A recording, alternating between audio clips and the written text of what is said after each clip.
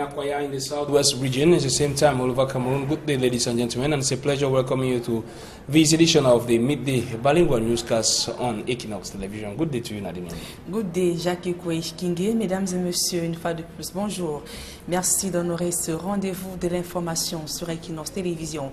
En ouverture de ce journal, actualité hors de nos frontières en France, la victoire d'Emmanuel Macron à l'élection présidentielle peut-elle faire tache d'huile au Cameroun? Des jeunes rencontrés dans les rues de la capitale Yaoundé n'y croient même pas, ils n'y croient pas vraiment. Ils pointent du doigt une classe politique vieillissante qui a verrouillé le système politique pour empêcher aux jeunes d'exprimer leurs ambitions. Joël Sengay à Cyril.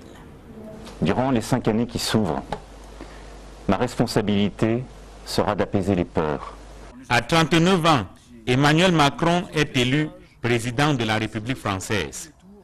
Au Cameroun, beaucoup de jeunes nourrissent la même ambition, mais font face à un système résolu à étouffer toutes les velléités de la jeunesse. C'est le système, notre système qui nous dérange. Si c'était vraiment les votes, c'est que non, c'est que peut-être que notre président n'est plus au pouvoir, mais parfois même on étouffe les jeunes. Les jeunes n'ont pas la possibilité de s'exprimer pendant qu'il y a les vieux étouffent les jeunes. C'est pas facile ici au Cameroun, sans vous mentir, qu'un jeune de 49 ans prend le pouvoir dans ce pays, c'est pas facile. La preuve de ce musellement de la jeunesse est à chercher dans le gouvernement. Aucun ministre au Cameroun n'a moins de 40 ans. Pour le moment, je pense que ce n'est pas possible.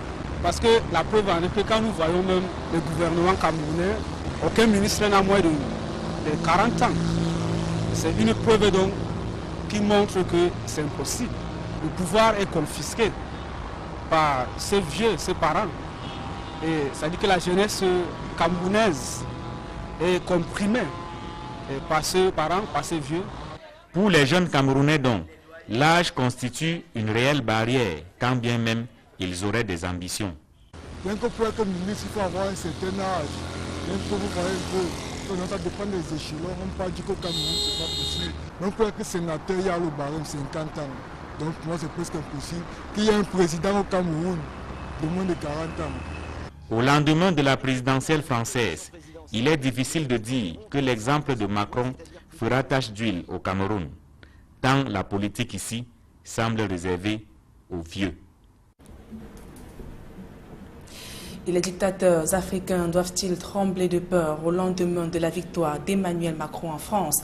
D'aucuns croisent les doigts pour que cette vague Macron apporte également un renouvellement générationnel en Afrique. Cependant, les analystes restent peu enthousiastes et ils évoquent les intérêts économiques sécuritaires. Donc, pour justifier qu'ils peuvent donc stopper l'influence de ces nouveaux venus de la démocratie. Le reportage de Guizogo. Emmanuel Macron à l'Élysée, les chefs d'État africains, notamment ceux taxés parmi eux des dictateurs, doivent-ils trembler? Pour le moins, aucune certitude n'indique que le nouveau président français pourrait les inquiéter. Les prédécesseurs du président Emmanuel Macron ont souvent annoncé la rupture, mais en fait de rupture, on a surtout constaté une continuité dans ces relations qui sont demeurées centrées autour des chefs d'État.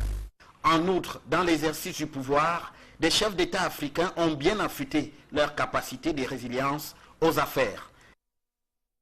Les chefs d'État qui ont mis un certain temps au pouvoir ont développé un art de la survie et de la conservation du pouvoir qui est structuré. Il ne l'est peut-être pas sur un mode théorique, mais au niveau du savoir-faire pratique, c'est un savoir-faire qui est bien structuré et qui s'appuie notamment sur la possibilité de mobiliser, de manipuler des groupes d'influents qui se trouvent implantés même dans les pays les plus puissants, notamment les pays occidentaux. À quoi s'ajoute l'insubmersible France-Afrique? La France-Afrique est loin d'être morte. Elle peut changer de forme, mais il ne suffit pas qu'on en évoque la rupture pour que celle-ci soit obtenue. Dans ce contexte, le chef d'État français dispose néanmoins de moyens de pression, mais sans plus.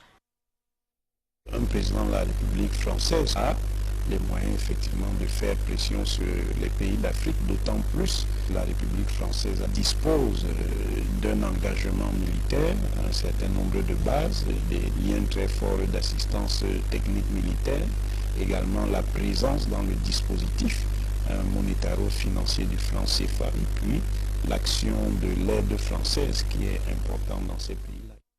Dans le cas d'Emmanuel Macron, ses atouts du fait de son passé de banquier à la banque Rothschild pourraient bien être mis sous les teignoirs. Il est un ancien de la banque Rothschild, de manière directe ou indirecte. Il y a des intérêts qui concernent cette banque dans de nombreux pays africains. Ceux qui gèrent ces intérêts-là sont souvent bien en cours dans les palais africains. Ça veut dire qu'il y a déjà des liens qui peuvent permettre au chef d'État d'établir le contact avec le nouveau président français et peut-être donc de limiter aussi sa capacité à remettre en cause le jeu tel qu'il était structuré. Autant dire que l'enthousiasme au sujet de l'arrivée d'Emmanuel Macron à l'Élysée pourrait attendre d'être confronté à la réalité des faits. À présent, la deuxième partie de ce journal en langue anglaise avec vous, Jacques EQUINOXE. Thank you very much, Nadiambo, and a good day once again to you, ladies and gentlemen. We begin the second segment of politics just to see the chairman of the Social Democratic Front Party, SDF, has made public a release calling on all the militants of the SDF party to boycott activities in connection with the 20th May celebration of the National Day that will be on the 20th of May 2017. The call by Nijon Fundi is in solidarity with the current crisis affecting the two Anglophone regions of the country, which according to him, the government has refused to seek for concrete solutions to resolve the problem. He also called for the government to embark on social dialogue to help resolve the social unrest that is plaguing several sectors in the country. And over in Yaoundé, students of St. Clement Sixième of Lycée Leclerc in Yaoundé were sent home back yesterday after the wild winds took off the roofs of some classrooms in that college. That was at the weekend. Our reporter Roland Akong visited Lycée Leclerc yesterday and filed in this report.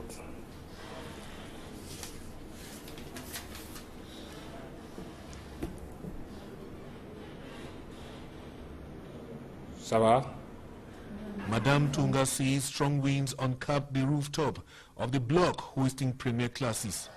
The area has been cordoned off, no more classes there until further notice. En plus, il ne faut pas aller vers le Hilton parce que c'est dangereux. Forms 1 and 2 students have to go home. Their classrooms will now be occupied for the time being by students of Premier. Les élèves de première vont occuper les salles de classe de 6e et de 5e. A measure which students of Premier appreciate and praise school authorities. Madame le proviseur a trouvé un moyen pour nous de nous faire cours. Nous sommes dans le bâtiment Titanic, donc il n'y a pas de problème.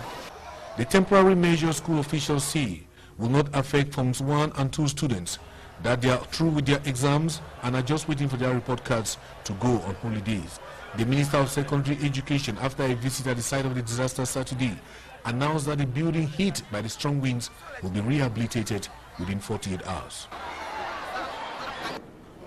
And the non-mastery of major road signs by drivers in the economic capital Douala has been blamed on the poor mastery of the highway code. Francois Anga, a driving expert, said the problem is not that road signs are being changed by officials of the Douala City Council, but that the drivers are not properly trained. Babila Jonathan with the details.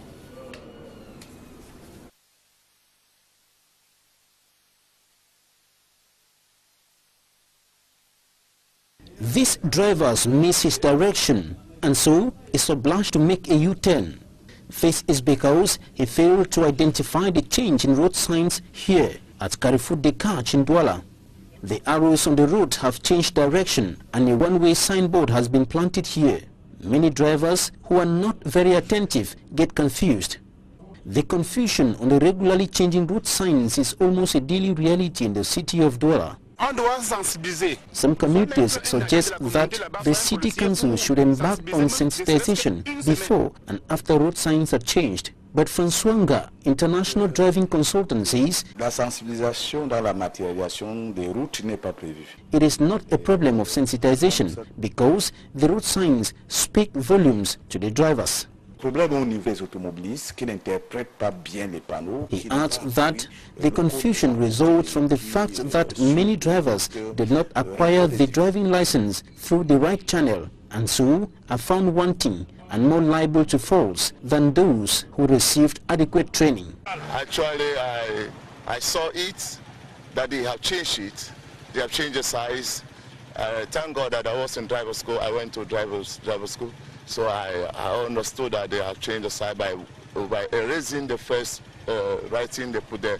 So the signboard introduced to me that the size have been changed. Le problème au niveau comme je l'ai dit tantôt, au niveau des automobilistes qui n'interprètent pas bien les panneaux. On the issue of regular changing of road signs in Douala, François Nga says it is intended to curb congestion and traffic jam in order to ease circulation.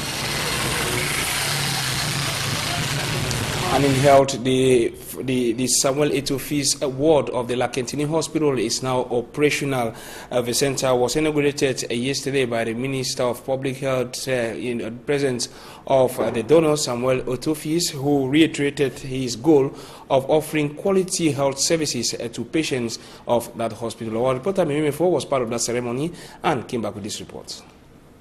Amongst the series of recommendations given by the Public Health Minister was a call for the personnel at the Emergency and Reanimation Pediatric Center in Lakentini to show proof of professionalism and set the perfect example.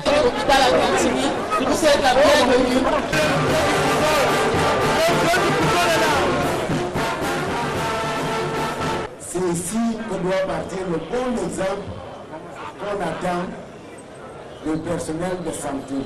I want to call on the director of the Lakentini Hospital to remind the medical personnel that this hospital should set the perfect example in terms of its services. They should show proof of professionalism and avoid disorder, and most importantly, make good use of the facility put at their disposal. Prenez grand soin, voilà un pavillon propre. Minister Andre Mamafuda's declaration is timely. It is coming after public hospitals in Cameroon have been rocked with scandals and the problem of poor management of patients.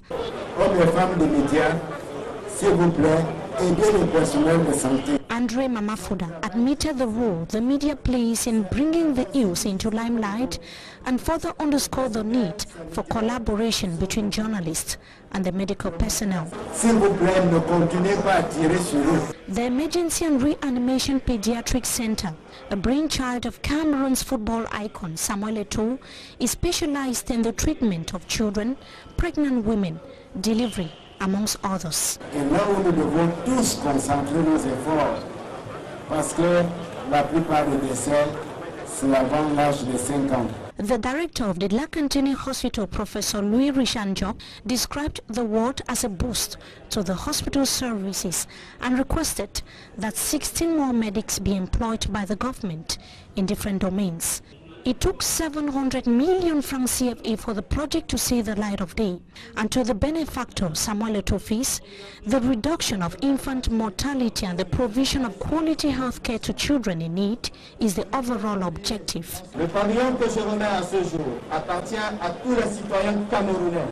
The ceremonial ground was almost insufficient to host the hundreds of guests, friends, relatives, and fans of Samuel Etofis who answered present. And in news out of the country, Nigerians have expressed worries over the health of their president. This is after President Muhammadu Buhari traveled to Britain for medical care after receiving some 82 schoolgirls who were recently freed by Boko Haram in Nigeria. Details in the following report. His health has been a major cause of concern in a country where there are fears that power vacuum could affect its recovery from recession. Mr. Buhari, now 74 years old, left Vice President Yemi Osibanjo in charge, just as he did when he left for London in January for 7 weeks of medical leave. The exact length of the president's stay in London will be determined by the doctors according to a release from the presidency. But it added that government will continue to function normally under the vice president. His last official act before leaving for London was to meet the 82 schoolgirls kidnapped in Chibok in 2014 after they were released by Boko Haram Islamic militants. According to sources, the girls were handed over on Saturday in exchange for 5 Boko Haram suspects after negotiations. Nigerians are particularly sensitive to the health of their president after the then President Umaru Yar'Adua sought medical treatment in Saudi Arabia in 2009. His failure to hand power to the vice president and the lack of information about his condition led to the widespread anxiety. He died in office in 2010. However, concerns about Buhari's health rekindled after he missed the last 3 cabinet meetings, prompting civil society activists to urge him to return to London for further treatment. His aides said he had been resting and working at home after he appeared during prayers last Friday for the first time after 2 weeks. His wife, Aisha Buhari, has also made an outing, saying he is not as sick as people think. And with that, we come to the end of this edition of the Midday Bilingual Newscast on Equinox Television. Thanks, viewers, for your kind attention, and take the rendezvous for 4 p.m. for more news on Equinox Television.